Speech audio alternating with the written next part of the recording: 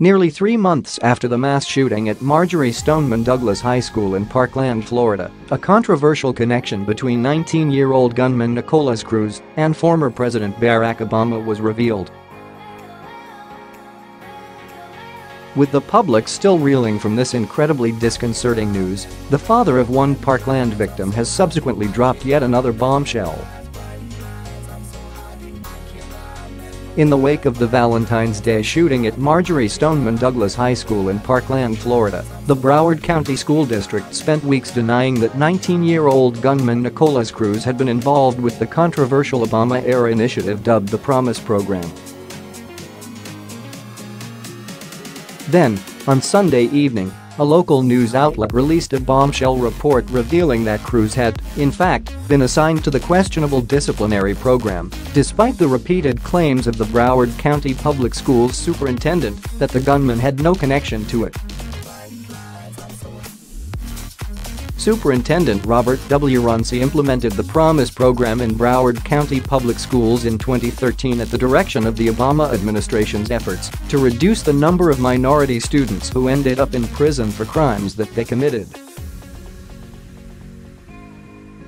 Famed conservative commentator Ben Shapiro analyzed a report surrounding the Promise program and wrote that Broward County Public Schools had rewritten its disciplinary policies to make it nearly impossible to suspend, expel, or arrest students for behavioral problems including criminal activity.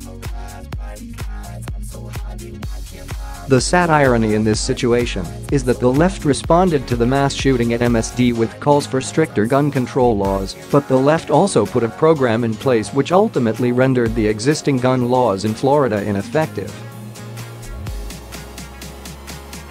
Nikolas Cruz was able to stock up on all the guns and ammunition his evil heart desired because he was never arrested for crimes he committed as a teenager, thanks to Barack Obama.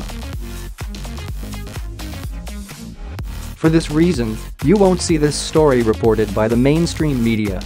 Former President Barack Obama notoriously fought to reduce the number of minority individuals behind bars, arguing that there is a disproportionate amount of blacks and Hispanics in prison. Obama's efforts extended as far as the grade school level, where he sought to ensure that an equal number of minority students and white students were suspended.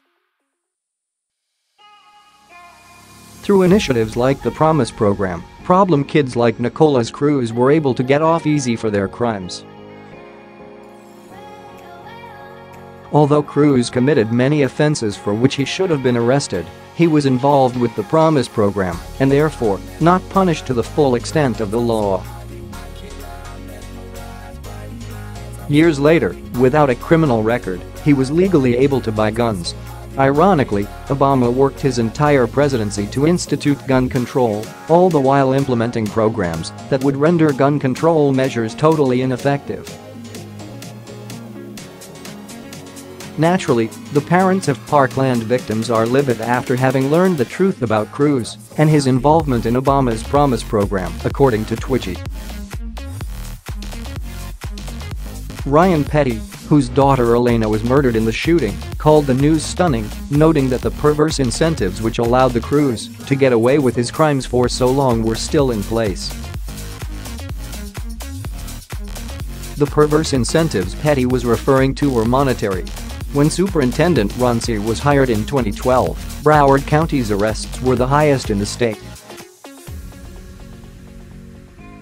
Those arrests dropped by 66% in just 1 year, which would not have been possible had he not agreed to support Obama's Promise program.